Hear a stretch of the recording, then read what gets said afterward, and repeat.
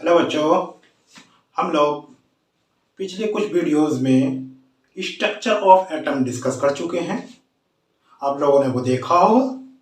अब तक आप समझ चुके होंगे कि एटम का स्ट्रक्चर किस प्रकार का होता है।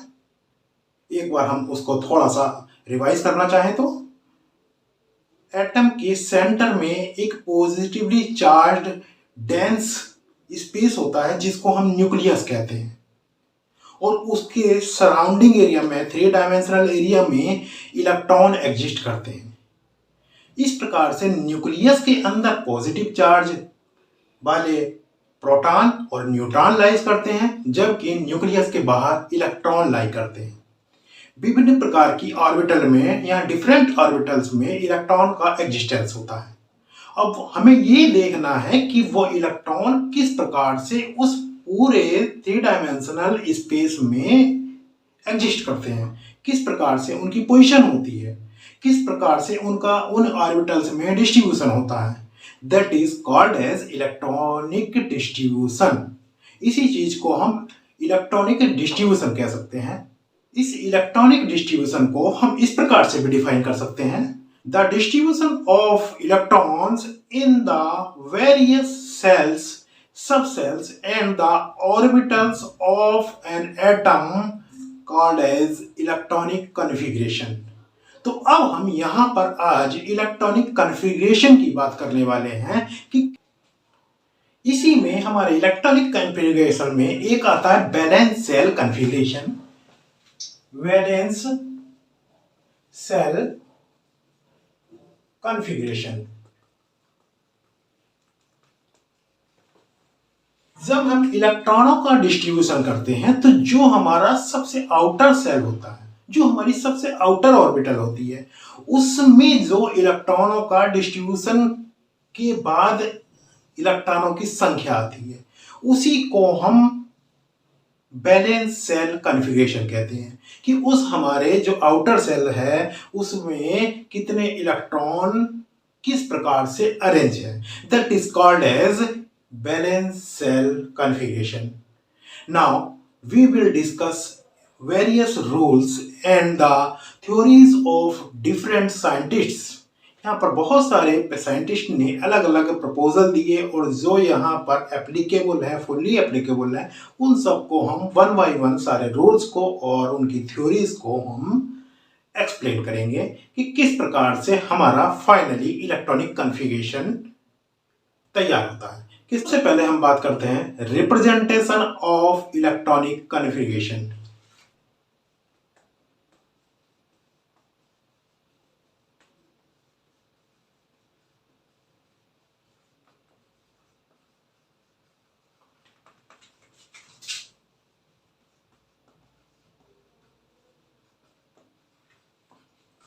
The electronic configuration of an atom can be represented in the form as n into L into x, where superscript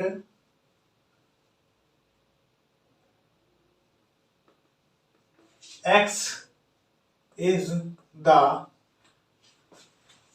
number of electrons, n is the number of cells, n is the number of shells, and L is the subshell। इस प्रकार से होता है।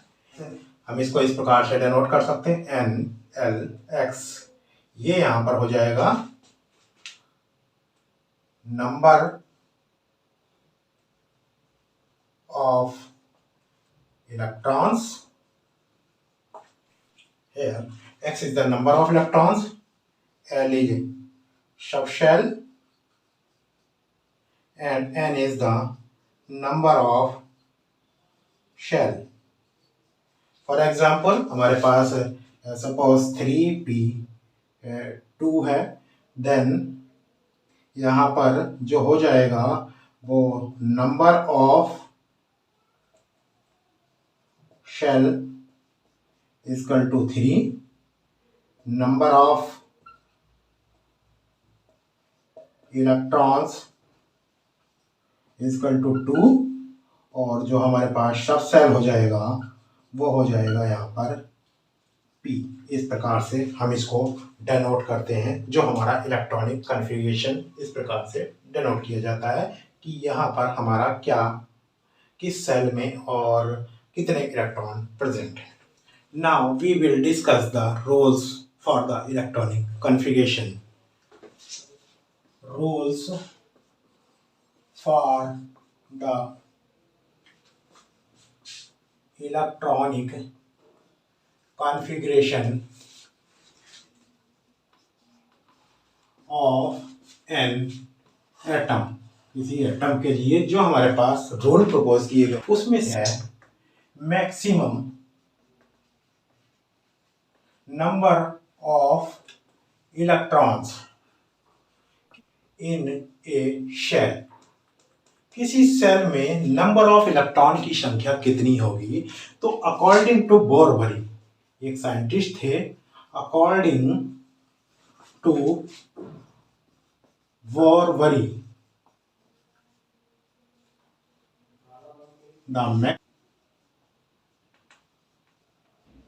number of electrons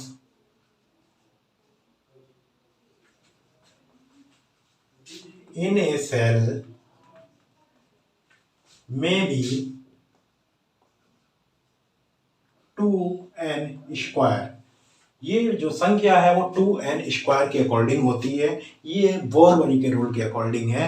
किसी भी shell में इलेक्ट्रॉनों की संख्या मैक्सिमम 2n स्क्वायर के बराबर होगी। और 2n स्क्वायर के अकॉर्डिंग अगर हम देखें, फॉर एग्जाम्पल यहाँ the maximum number of electrons in first cell की बात करें तो 2n स्क्वायर के अकॉर्डिंग यहाँ पर 1 दो हो जाएंगे, 2 इंटू 1 स्क्वायर इजकल टू 2। इसी प्रकार से the maximum number of electrons in second cell की बात करें तो 2 into 2 to the power 4 2 to the power 2 is equal to 8 हो जाएगी। जैसे हम बात करें थर्ड सेल की तो यहाँ पर 2 into 2 to the power 2 into 3 to the power 2, तो यहाँ पर हो जाएगी 18। और इसी प्रकार से यहाँ पर अगर हम फोर्थ सेल की बात करें तो यहाँ पर हो जाएगी 2 into 4 to the power 2 is equal to 32। इसी प्रकार से हमारा कंटिन्यूसली आगे सिस्टम चलता है। फर्स्ट सेल में मैक्सिमम 2 इलेक्ट्रॉन हो सकते हैं, सेकंड सेल में इलेक्ट्रॉन की संख्या मैक्सिमम 8 हो सकती है, थर्ड सेल में 18 एंड फोर्थ सेल में 32 इलेक्ट्रॉन हो सकते हैं। And continuously fifth sixth seventh के लिए भी हम 2n स्क्वायर के अकॉर्डिंग कैलकुलेट कर सकते हैं कि कितने इलेक्ट्रॉनों की संख्या होगी। वो एक फिक्स संख्या होगी क्योंकि नंबर ऑफ सेल्स आप यहाँ पर फिक्स शो करते हैं। Number of electrons in a sub shell. Second है the number of electrons maximum in a sub shell. जो हमारे सब सेल होंगे उसमें जो इलेक्ट्रॉनों की संख्या होगी उसमें मैक्सिमम कितने इलेक्ट्रॉन हो सकती है, तो वो वैल्यू होगी 2 इंटू 2l प्लस 1। जो हमारे पास l यहाँ पर किसी सब सेल में इलेक्ट्रॉनों की संख्या होगी वो 2 इंटू 2l प्लस 1 के इक्वल होगी। ये इलेक्ट्रॉनों की संख्या मैक्सिमम 2 इंटू 2l प्लस 1 होगी, where L is equal to 0, 1, 3 and so on for S, P, D, F orbitals। यहाँ पर ये होता है 0 for S, 1 for P, 2 for D, 3 for F, 4 for G। आगे हमारा बढ़ता चला जाएगा और इस प्रकार से हम इसको रिप्रेजेंट कर सकते हैं। हमारे पास जो L की वैल्यू होगी, वैल्यू ऑफ L सपोज 0, 1, 2, 3 और यहाँ पर सब सेल 0 के अकॉर्डिंग S हो जाएगा, 1 के अकॉर्डिंग P, 2 के अकॉर्डिंग D और 3 के according F। Maximum number of electrons, maximum electron की संख्या की बात करें तो यहाँ पर 0 के लिए आप कैलकुलेट करेंगे तो 2 आएगी, सेकेंड के लिए हम कैलकुलेट करेंगे, एल की वैल्यू 2 हो जाएगी तो ये 6 हो जाएगा, और 2 के लिए कैलकुलेट करेंगे तो 10 हो जाएगा, और उसके लिए 3 के लिए कैलकुलेट करेंगे तो 14 इलेक्ट्रॉन हो जाएगा। तो इस प्रकार से आप लिख सकते हैं, अगर एल की वैल्यू 0 है तो सब सेल्फ एस होगा, उसमें इलेक्ट्रॉनों की मैक्सिमम संख्या 2 हो सकती है, 1 है तो सब सेल्फ ई होगा और इलेक्ट्रॉनों की मैक्सिमम संख्या 6 हो सकती है। इसी प्रकार से डी ऑर्बिटल डी सब सेल होगा, अगर एल की वैल्यू 2 है तो यहाँ total number of maximum electron 10 हो सकते हैं, और सिमिलरली इन एफ ऑर्बिटल में मैक्सिमम 14 इलेक्ट्रॉन हो सकते हैं। Now the third important role is the Aufbau principle.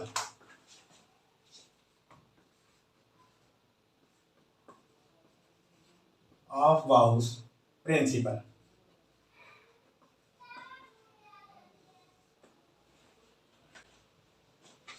Aufbau एक जर्मन वर्ड है जिसका मतलब मीनिंग होता है बिल्ड अप और construction. Aufbau is a German word whose meaning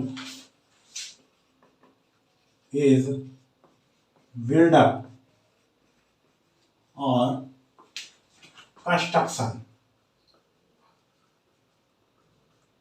इसका मीनिंग बिल्डअप और कंस्ट्रक्शन होता है, और according to Aufbau rule, Aufbau principle, the electrons जो हमारे फीलिंग में ऑर्बिटल्स में जाते हैं, पहले इलेक्ट्रॉन लोअर एनर्जी ऑर्बिटल में जाता है, जैसे जैसे ऑर्बिटल की एनर्जी बढ़ती जाती है इलेक्ट्रॉन उसी तरीके से मूव करते हैं, अर्थात पहले लोअर एनर्जी ऑर्बिटल में इलेक्ट्रॉन जाता है, जब लोअर एनर्जी ऑर्बिटल फुलफिल्ड हो जाती है तब उससे ऊपर की एनर्जी लेवल की ऑर्बिटल में जाता है, फिर उसको भरा जाता है, उसको फिलअप किया जाता है, जब वो भी बढ़ जाती है तब उससे ऊपर की ऑर्बिटल में इलेक्ट्रॉन जाते हैं। इस तरीके से हम कह सकते हैं इस अफबाउ प्रिंसिपल के अकॉर्डिंग कि electron first goes to in lower energy orbital, then they goes to in higher energy orbital, या आप कह सकते हैं कि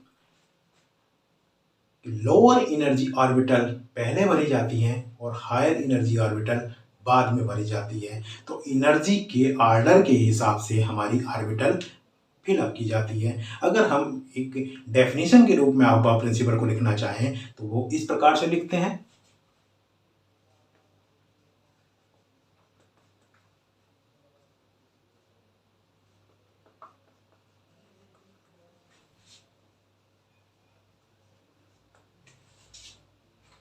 डिफरेंट टाइप से हम इस प्रिंसिपल को डिस्कस करते हैं, तो उसी में से एक प्रकार से हम ये लिख सकते हैं, the orbitals are filled up with electrons in the increasing order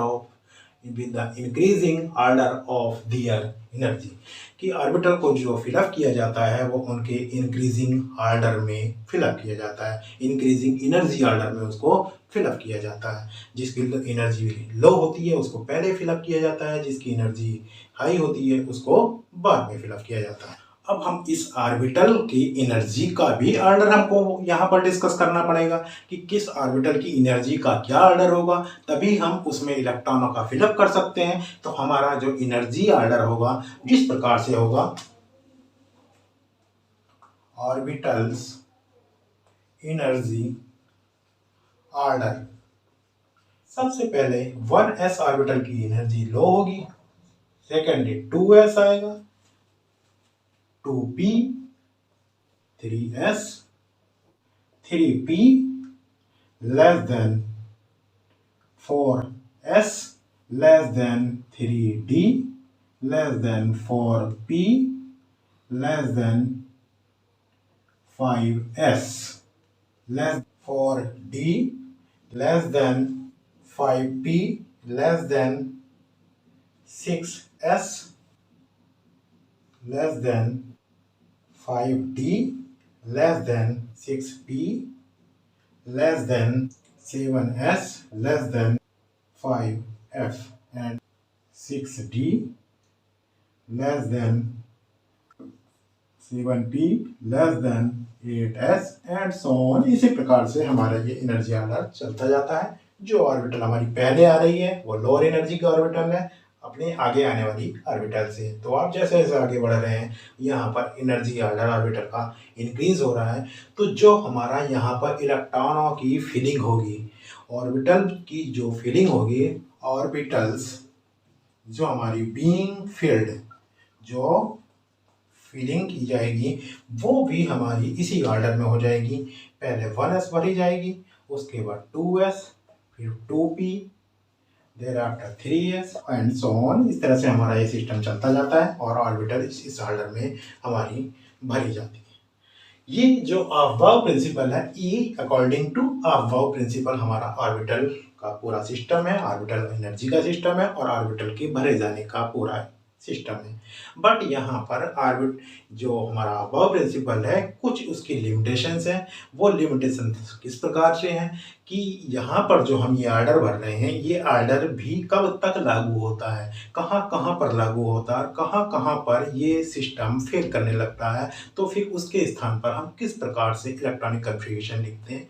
आइए देखते हैं कि इसकी क्या क्या लिमिटेशंस हैं।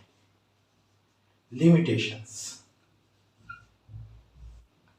फर्स्ट पॉइंट है, फर्स्ट लिमिटेशन इसकी कहाँ पर है, कन्फिग्रेशन ऑफ लेंथेनम।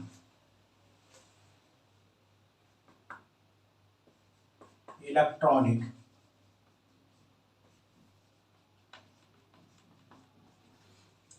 हमारा लेंथेनम का एटॉमिक नंबर 57 होता है और बेरियम का एटॉमिक नंबर 56 होता है। और 56 के अकॉर्डिंग जो इसका इलेक्ट्रॉनिक कन्फिग्रेशन होता है वो 2 8 18 18 8 एंड 2 होता है। यहाँ पर s ऑर्बिटल फुलफिल्ड हो जाती है। इस s ऑर्बिटल फुलफिल्ड होने के बाद इस f ऑर्बिटल में इलेक्ट्रॉन यहाँ पर जाना चाहिए जब हमारा z=57 आता है according to Aufbau principle. But हम जब z=57 या लेंथेनम पर जाते हैं तो यहाँ पर जो इसका इलेक्ट्रॉनिक कन्फिग्रेशन है, यहाँ पर z=57 लेंथेनम की हम बात कर रहे हैं तो इसका 2 8 18 18 यहाँ पर ये +1 होना चाहिए था, ये 19 यहाँ पर हो जाना चाहिए था। बट यहाँ पर 19 ना होके ये होता है 2 8 18 18 9 2। यहाँ ये d ऑर्बिटल में इलेक्ट्रॉन जाता है ना कि इस f ऑर्बिटल में इलेक्ट्रॉन जाता है। तो यहाँ पर ये अबव प्रिंसिपल को वायलेट करता है। इस कंपाउंड में अबव प्रिंसिपल का वायलेशन हो जाता है। And in the similar way we can define the electronic configuration of एक्टिनम।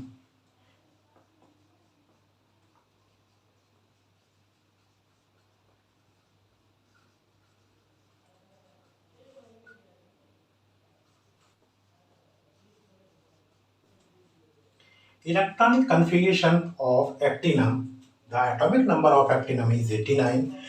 We have seen that the atomic number of radon is 88 and the electronic configuration of this is 2 8 18 32 32 18 8 2।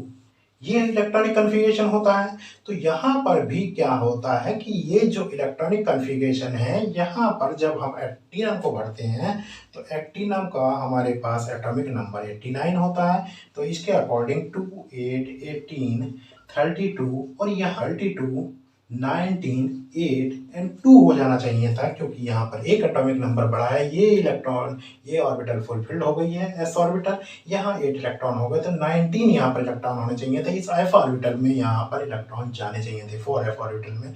But यहाँ पर ये ना हो के ये 2 8 18 32 18 9 2 हो जाता है। यहाँ पर 19 ना होके यहाँ पर 9 हो जाता है, जिस प्रकार से यहाँ पर हमारी इस लेंथेनम में हुआ था। तो ये दोनों केस यहाँ पर वायलेशन शो करते हैं अबव प्रिंसिपल का, कि जो हमारा एनर्जी ऑर्डर है ऑर्बिटल का उसके अकॉर्डिंग ना भर के यहाँ पर थोड़ा डिफर हो जाता है। जब यहाँ पर इस प्रकार का वायलेशन होता है तब उसके लिए एक नया रूल आता है जिसको हम N+L रूल के नाम से जानते हैं।